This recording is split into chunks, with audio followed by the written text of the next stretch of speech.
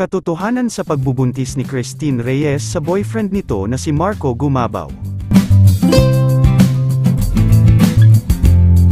Matunog sa social media ang balita na nagdadalang tao na si Christine Reyes sa kapamilya boyfriend nito na si Marco Gumabaw.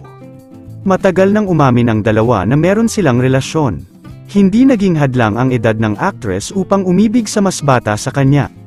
Sa mga hindi po nakakaalam, gap ng 5 years sa age si Christine Reyes at Marco. Si Marco po ay 29 years old pa lang at si Christine Reyes naman ay 34 years old na. Very strong nga ang pag-iibigan ng dalawa. Kasulukuyan na nga itong live-in kaya't mukhang nakapag-isip-isip na ang dalawa na bumuo na ng sariling pamilya dahil kita naman sa mga effort ng aktor na si Marco na seryoso siya kay Christine Reyes. Hindi naman maitatanggi na meron ng anak si Christine sa dating boyfriend nito na si Ali Katabi. Babae ang anak nilang dalawa na ang pangalan ay Amara. Makikita kasi sa picture na ibinabahagi ng actress kasama si Marco, makikita na parang lumalaki ang baby bump nito.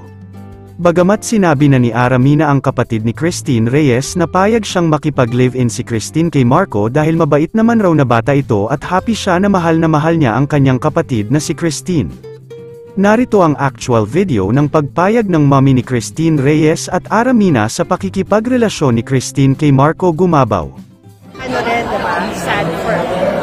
Na parang kung ako nasa sitwasyon niya, at least nakita mo, pati mata niya nakangiti. Yeah. Kahit hindi siya nakangiti. So kapag may reunion kayong pamilya, kasama na niya?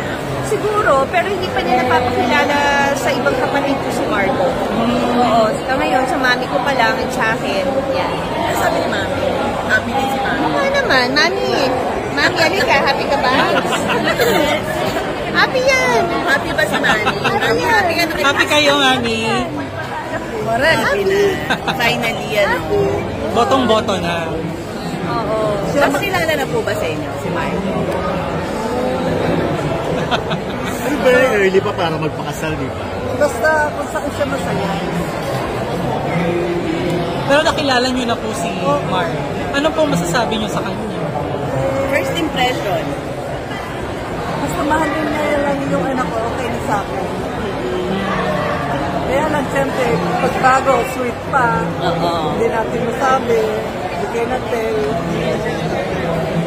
Kung buntis na raw ang actress na si Christine, mas magiging masaya ang mga fans nito dahil nahanap na ng actress ang the one ng kanyang buhay. Yun lamang po, ano ang masasabi mo sa balitang ito? Comment mo sa ibaba.